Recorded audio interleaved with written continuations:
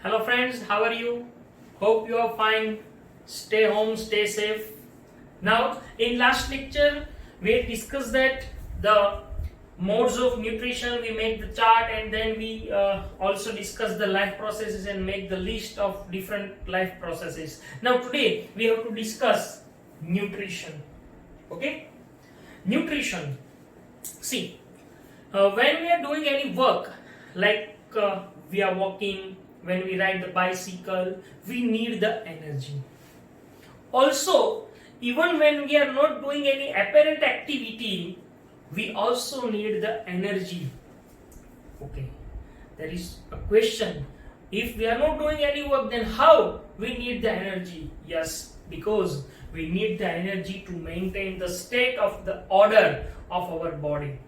So that we need the energy even when we are not doing any apparent activity. Also, we need the material from outside to grow, to develop, and to synthesize the protein and other substances. We need the out source. Also, the source of energy and material that we use, we call it food. So this is the basic concept for nutrition. So that first point, when we walk or ride a bicycle, we need energy.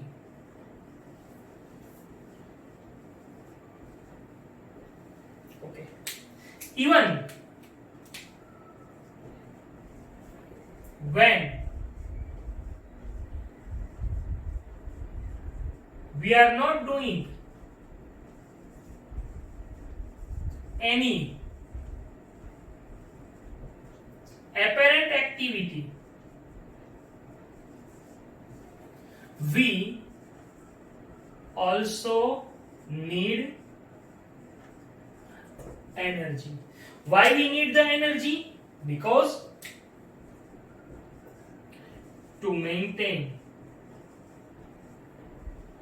the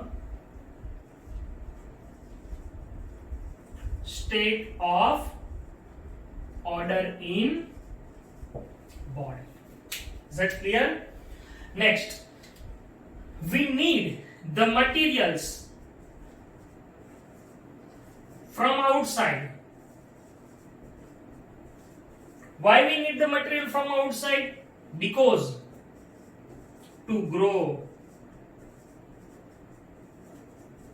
to develop, synthesis of protein and other substances, we need the material from outside. Also, the source of energy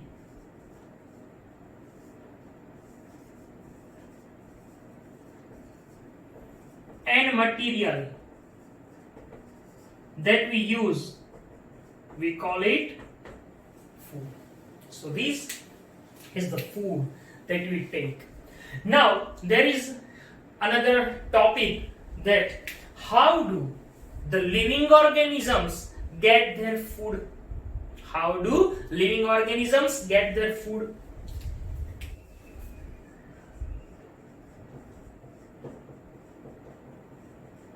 Or living things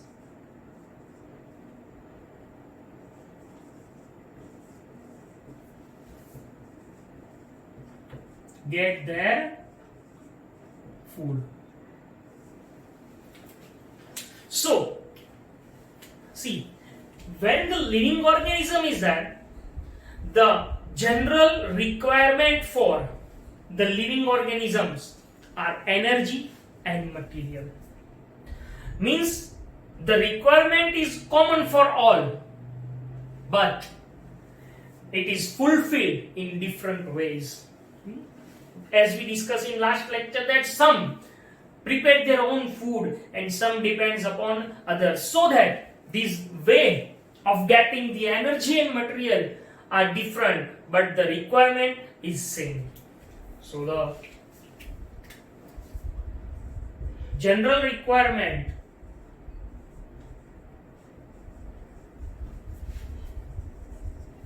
of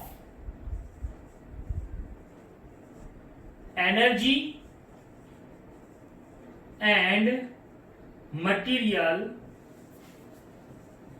are same in all organisms,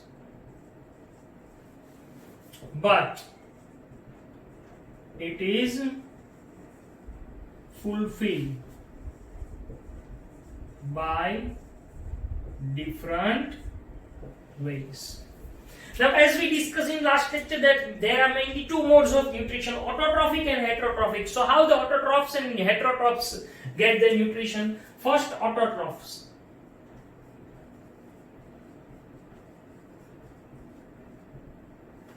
They need the simple food. They need the simple food material,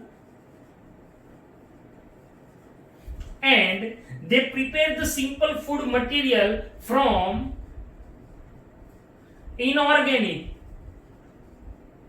substances like carbon dioxide and water, and they form their food and they utilize it for the different activity. So which are autotrophs? As we know that examples of autotrophs are all the plants and some bacteria having chlorophyll are autotrophs. Now heterotrophs.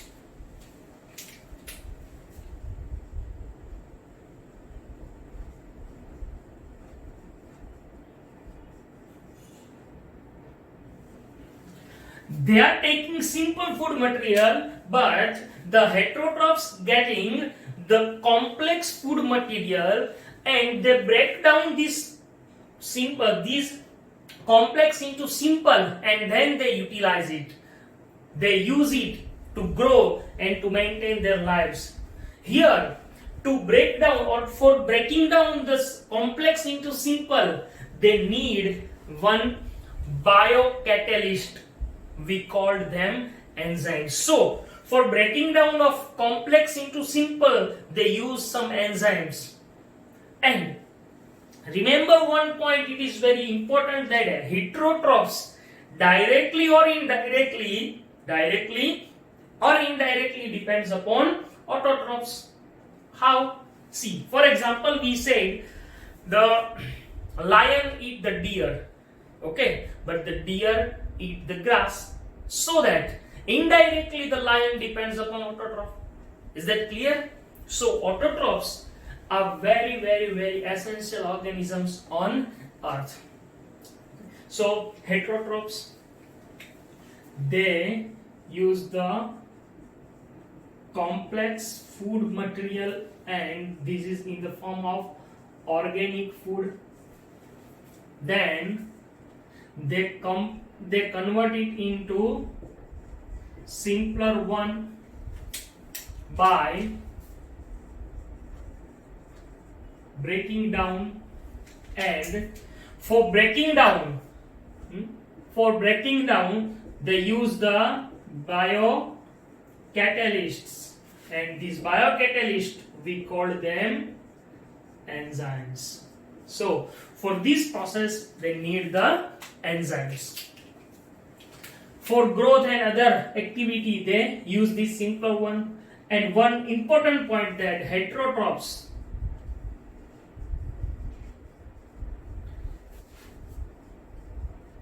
directly or indirectly depends upon the autotrophs. Okay, so this is nutrition and how do the living things get their food. Now we have to discuss the main topic of the chapter, that is autotrophs and heterotrophs. How the autotrophic nutrition is seen, and then how the heterotrophic. So first of all we start with autotrophic nutrition.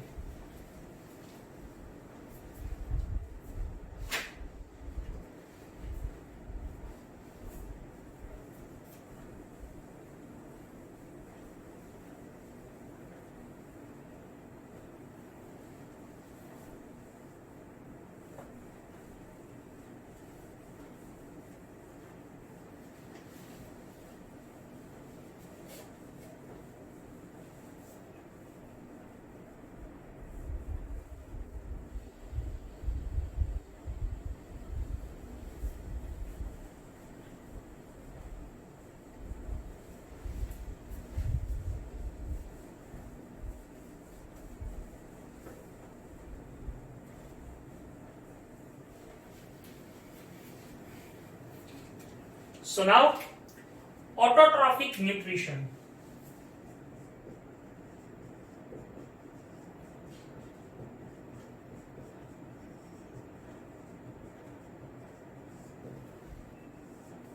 Here in autotrophic the word has two different words, auto and trophe.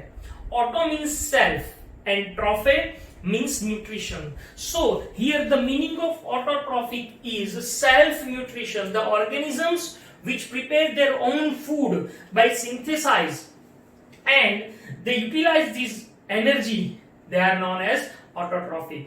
Yes, their requirement of energy or the requirement of carbon and other materials and energy fulfilled by one process that we call photosynthesis. It means the autotrophs perform photosynthesis. As we know that in the presence of sunlight, by using the inorganic material from the environment or surroundings like carbon dioxide and water, and in the presence of sunlight and in the presence of chlorophyll, they perform a process, we call it photosynthesis, and by photosynthesis they prepare their own food in the form of carbohydrates. Now see that these carbohydrates when prepared, immediately they not used all the carbohydrate, but the extra carbohydrate stored in the form of starch in plants. It is important point and it must be asked as a question, so that the extra food stored in the form of starch in plants, while in animals means in our body the extra food that we use or that is present in our body convert into glycogen, means the extra food stored in the form of glycogen in animal body. Here the autotrophs prepare their food in the form of carbohydrates, especially in the form of glucose. So that we have to discuss how it is takes place. For example,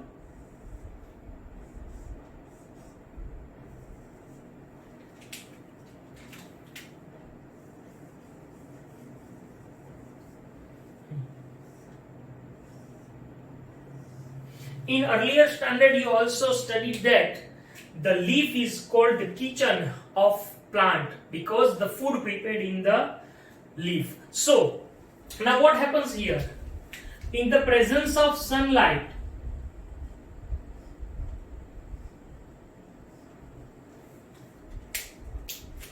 by using the carbon dioxide from atmosphere and water from the earth, by these plant prepare their food in the form of carbohydrate. This carbohydrate, how it formed first? See, the requirement of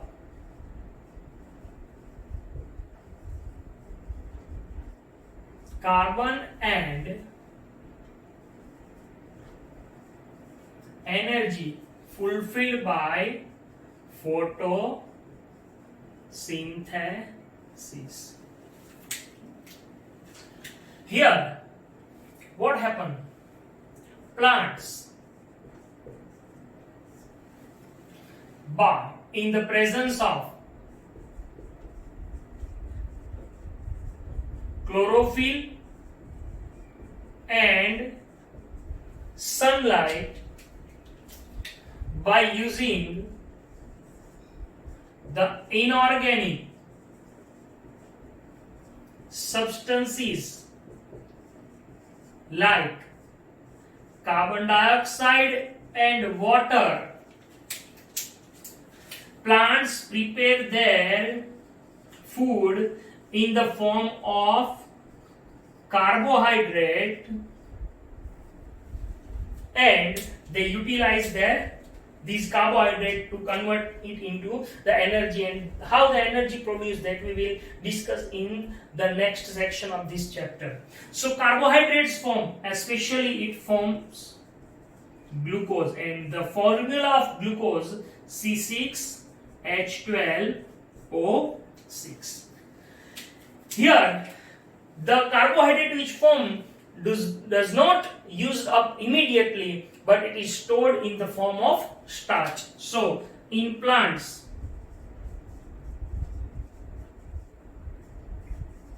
the carbohydrates stored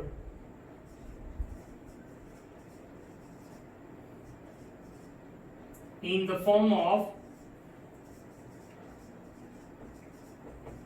starch, while in animals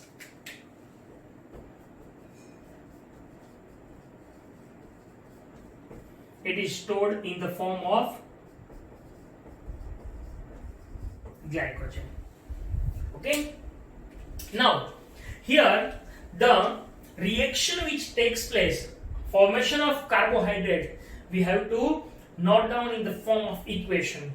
So the equation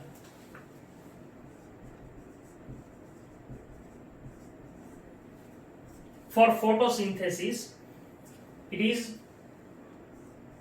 carbon dioxide and water in the presence of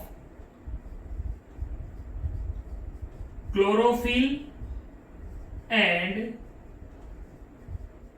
sunlight. What is formed? This glucose. So C6H12O6. You know that, and you studied that plants use carbon dioxide for photosynthesis and they release the oxygen. So here oxygen release and water also release. Now you have to memorize these. 6CO2 plus 12H2O gives C6H12O6 plus 6O2 plus 6H2O. This equation you have to memorize because it should be asked as a 1 mark question. So equation for photosynthesis. Now this photosynthesis process when takes place, it has different steps, so or different processes. So we have to discuss it. It is asked in 2 mark question that processes involved in photosynthesis. So we have to discuss the processes involved in photosynthesis.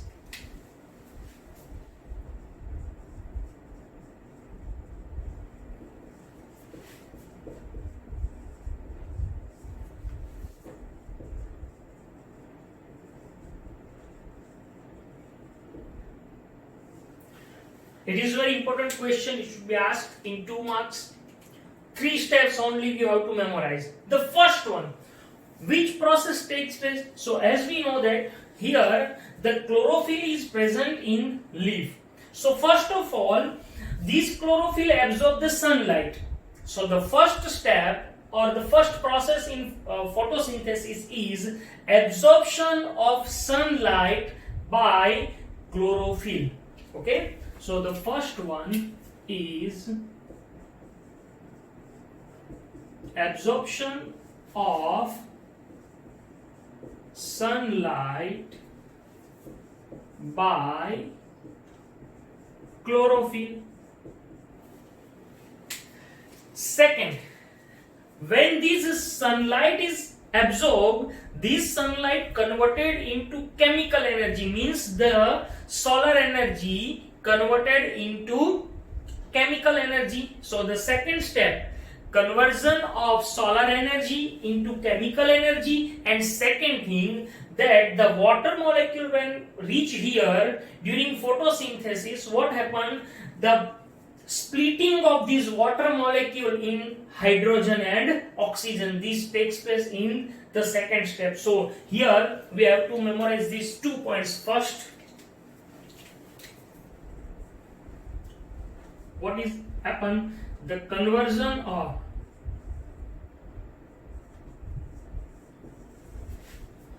light energy or solar energy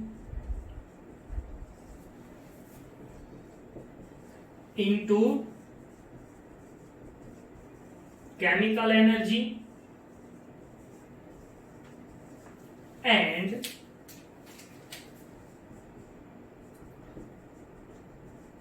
splitting of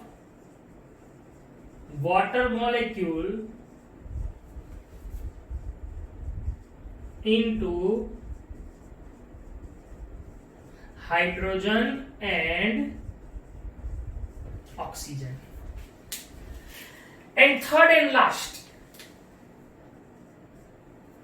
that this carbon dioxide is used during the process when hydrogen enter in or hydrogen react with this carbon dioxide or hydrogen added into carbon dioxide, it forms C6H12O6. So you know that when the hydrogen added into any reaction, it is called reduction.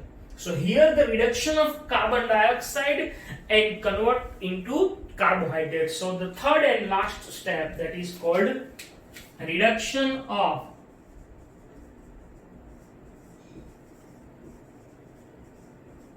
carbon dioxide to carbohydrate. So these are the three processes involved in photosynthesis. But remember this, they are not takes place immediately one after another. It maybe takes some time, one after another. For example, in desert plants, during night they take up the carbon dioxide. I repeat this, desert plants take up the carbon dioxide during night and they form the intermediate material, and then this intermediate material in the presence of sunlight when absorbed by during day, it convert into the carbohydrate. So that this process is not takes place one after another immediately. It means when the absorption of sunlight by chlorophyll takes place, immediately the conversion of light energy into it is not compulsory to convert this. Is that clear? So now these are the processes involved in photosynthesis. Okay. Now here we have to discuss that how these all carbon dioxide, water, chlorophyll and sunlight are required or are compulsory for photosynthesis. But before it, we have to see the cross section of the leaf, that what is the structure of leaf and how the structures are present in the leaf. So now here we have to see the cross section of leaf.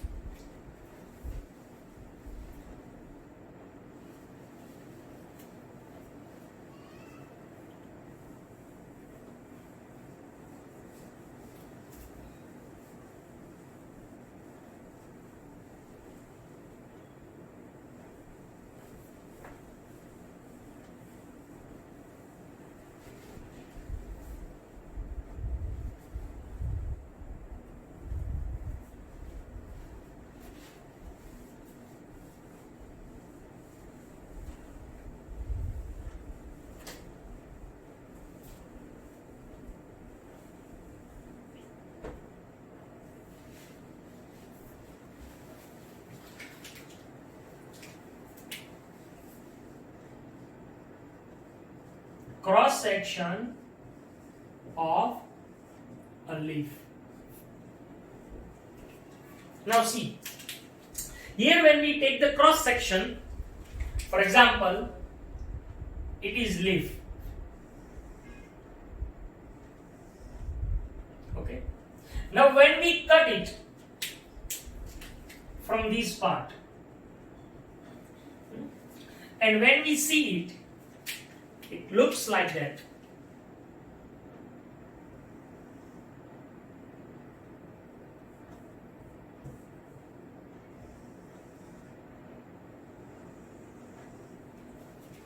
Okay. Now this is called midrib. This is called midrib. Okay. These are the veins.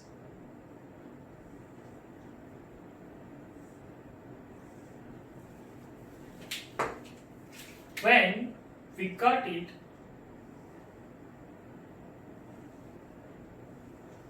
we can see this type of structure. These are veins. Now here you had studied in standard 9 that two types of the for transportation purpose, two types of tissues are there. First, for water transportation, the xylem, and for the food transportation, phloem is there. So here the phloem and xylem are present. So in upper part of this midrib, here it is phloem and here it is xylem. So the xylem and phloem form the vascular bundle. So we label it. This part is called midrib. Second, this is called lamina or leaf blade. It is called vein. Now here the upper part is phloem and lower part is called xylem, and both combinedly called vascular bundles.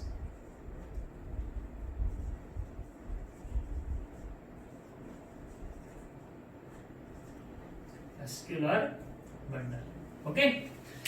Now, when we take the section, this section here, only this section, this part, and when we enlarge it under the microscope, we can see the structure as following. See, this, when you see the leaf, you can see two epidermis, upper and lower epidermis are there. So, upper epidermis and lower epidermis. So, we can draw it like that.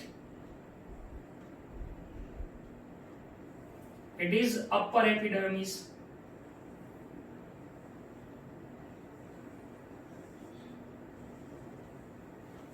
Okay. Now,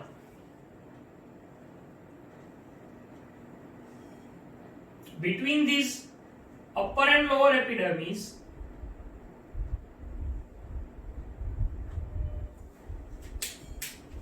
different types of cells are present here.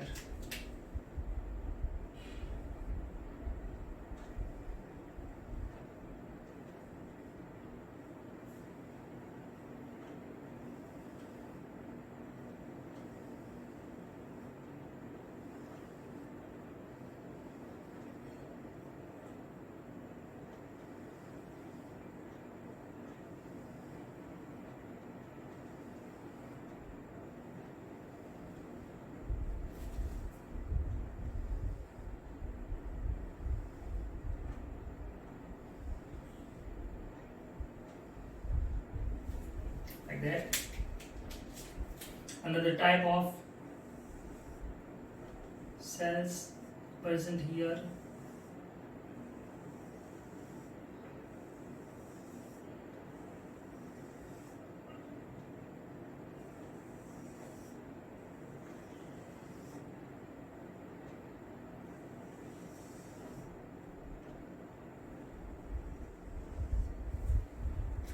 And here the lower epidermis.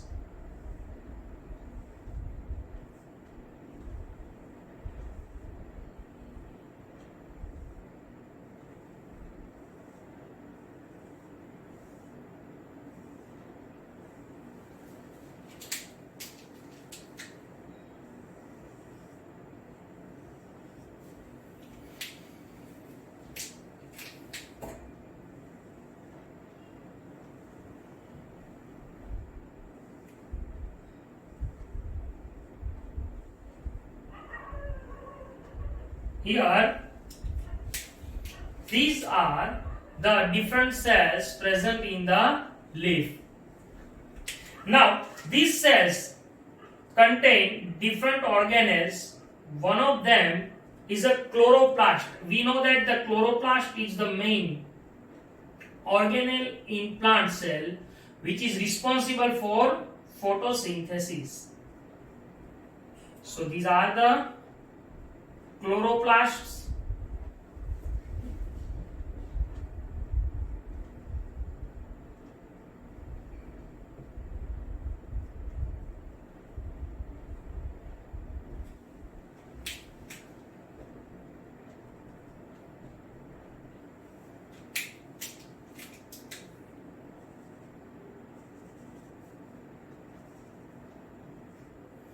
And here, from the above surface of this epidermis, it is the waxy cuticle. It is a wax-like cuticle. In here, specific structures, specialized structures are present. They are called guard cells. These are the guard cells.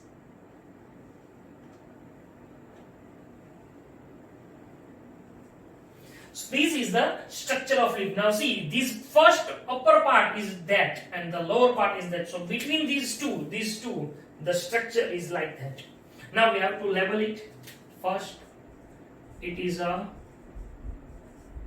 waxy cuticle. This greenish part is chloroplast. These spaces between the cells are air spaces. These are guard cells. Guard cells. Then it is upper epidermis. It is lower epidermis.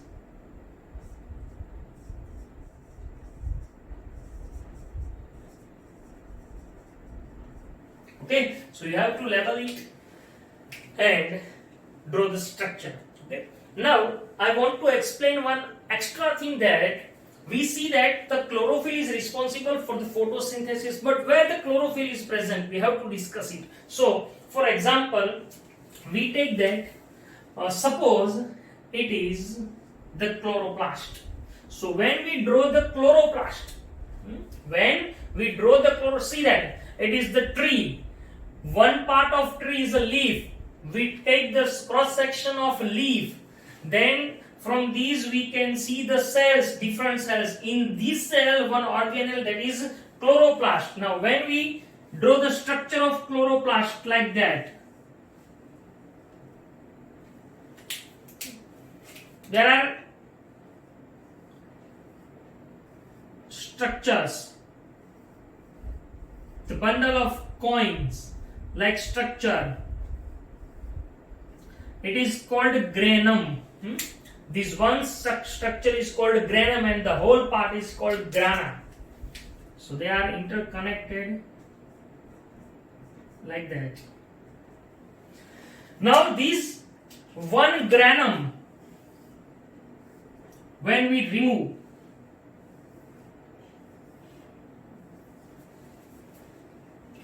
this one part of the granum that we called thylakoid, it is called thylakoid, and in this thylakoid the chlorophyll is present. So the chlorophyll is present in this thylakoid, and the process, the photosynthesis takes place from this part.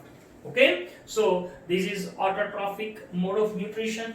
Now here we completed autotroph. Now in next lecture we discuss that by activity, that why the chlorophyll, the sunlight, the water and carbon dioxide are compulsory required for photosynthesis. So here we complete our topic and the lecture. Thank you.